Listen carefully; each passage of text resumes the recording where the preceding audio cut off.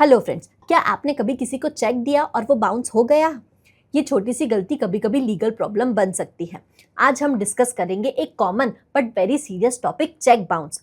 ये सिर्फ एक ट्रांजैक्शन फेलियर ही नहीं है बल्कि लीगल ऑफेंस भी हो सकता है। तो आज के इस वीडियो में हम देखेंगे कि आखिर चेक बाउंस होने पर होता क्या है। तो बिना देर के लेट्स गेट स्टार्टेड। सबसे पहले देखते हैं कि आखिर चेक बाउंस होता क्या है। तो जब आपका बैंक आपके चेक को प्रोसेस नहीं कर पाता है तब उसे चेक डिसऑनर्ड या फिर चेक बाउंस कहते हैं।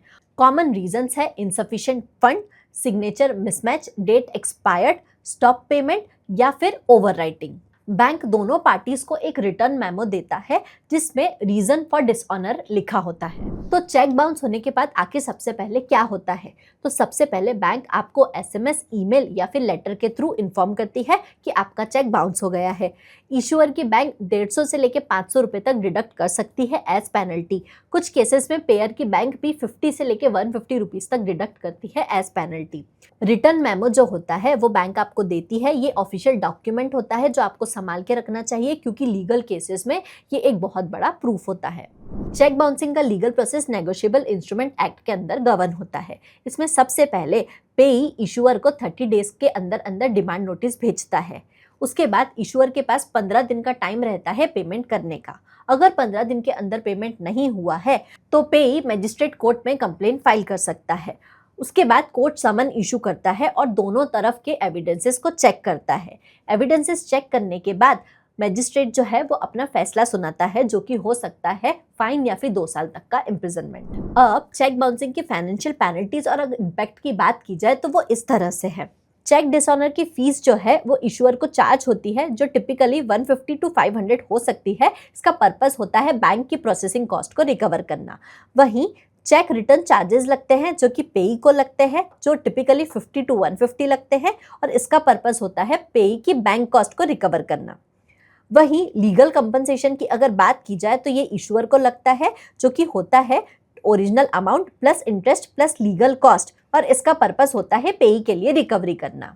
इसके साथ ही कोर्ट का फाइन डबल अमाउंट तक बढ़ सकता है और आपके सिबिल स्कोर पर भी नेगेटिव इम्पैक्ट आ सकता है और इसके साथ ही आपकी रेपुटेशन और फ्यूचर लोन की एलिजिबिलिटी भी इम्पैक्ट हो सकती है। तो चेक बाउंस होने के बाद इशूअर को क्या करना चाहिए? तो सबसे पहले तो पेई को कांटेक्ट करना चाहिए और अपोलॉजी के साथ में पेमेंट सेटल करना चाहिए। डिजिटल पेमेंट करना चाहिए। डिजिटल पेमेंट करने के बाद उसका एक रिकॉर्ड रखना चाहिए और साथ ही साथ रिटर्न कंफर्मेशन लेनी चाहिए कि पेमेंट हो गया है। और last but not the least 15 days के अंदर अंदर पेमेंट सेटल करना चाहिए। वहीं चेक बाउंस होने के बाद रिसीवर के लिए भी कुछ स्टेप्स है जो वो फॉलो कर सकते हैं। सबसे पहले अगर फंड आने वाले हैं तो आप चेक रिप्रेजेंट कर सकते हो विद इन 3 मंथ्स। अगर पेमेंट नहीं आता है तो आप लीगल नोटिस भेज सकते हो। 15 डेज के अंदर भी अगर पेमेंट नहीं हुआ है तो आप मजिस्ट्रेट के पास जा सकते हो। And last but not the least अपना ओरिजिनल चेक, रिटर्न मेमो और नोटिस जो है वो प्रूफ के तौर पर अपने पास डॉक्यूमेंटेड रखो।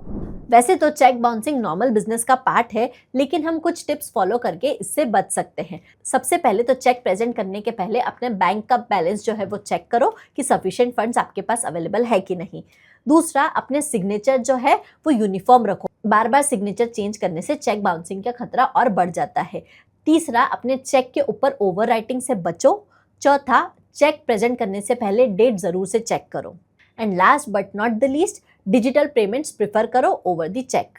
अब चेक बाउंस होने के बाद सबसे बड़ा हेडेक होता है ट्रैकिंग और प्रूफ रखना।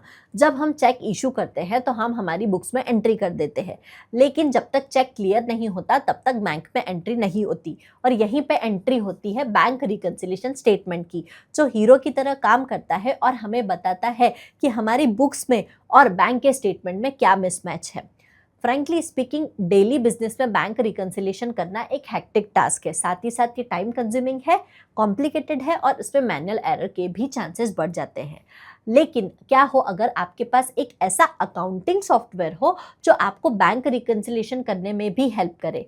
जी हाँ, मैं जिस सॉफ्टवेयर का यूज़ करती हूँ उस सॉफ्टवेयर की हेल्प से बैंक रिकंसिलिएशन मेरे लिए बहुत ही ईजी टास्क हो जाता है। मुझे सिर्फ अपना बैंक का स्टेटमेंट अपलोड करना पड़ता है और एक क्लिक करते ही मेरा सॉफ्टवेयर मेरे बैंक के स्टेटमेंट को और मेरी बुक्स को रिकंसाइल कर देता है और जो भी मिसमैचेस है वो मुझे बता देता है। तो इस तरह से मैं अपने चेक बाउंस जैसे मिसमैचेस जो है वो पहले ही आइडेंटिफाई कर सकती हूँ और प्रोएक्टिव एक्शंस ले सकती हूँ। बैंक रिकन्सिलिएशन करने का टास्क मेरे सॉफ्टवेयर में बहुत ही ज़्यादा ईजी और स्ट्रीमलाइंड है। चलिए देखते हैं कैसे।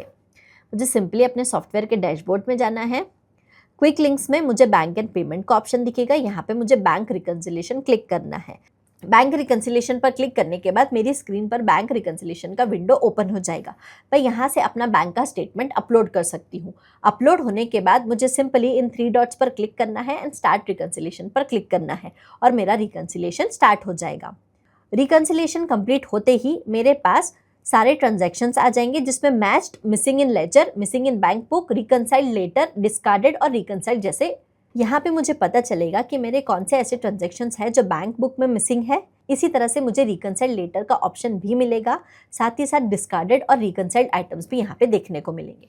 तो इस तरह से मैं अपने बैंक का रिकन्सिलिएशन इतना ईजिली कर सकती हूँ। अगर आप भी इस सॉफ्टवेयर का यूज़ करना चाहते हैं और अपने रिकन्सिलिएशन को ईजी बनाना चाहते हैं तो इसकी लिंक हमने नीचे डिस्क्रिप्शन में दी है।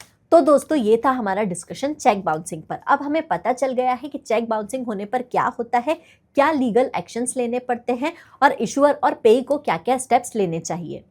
तो इस टॉपिक से रिलेटेड अगर आपके कोई क्वेश्चंस है या फिर आप हमें कोई सजेशंस देना चाहते हैं तो नीचे कमेंट्स में बताएं। Thank you.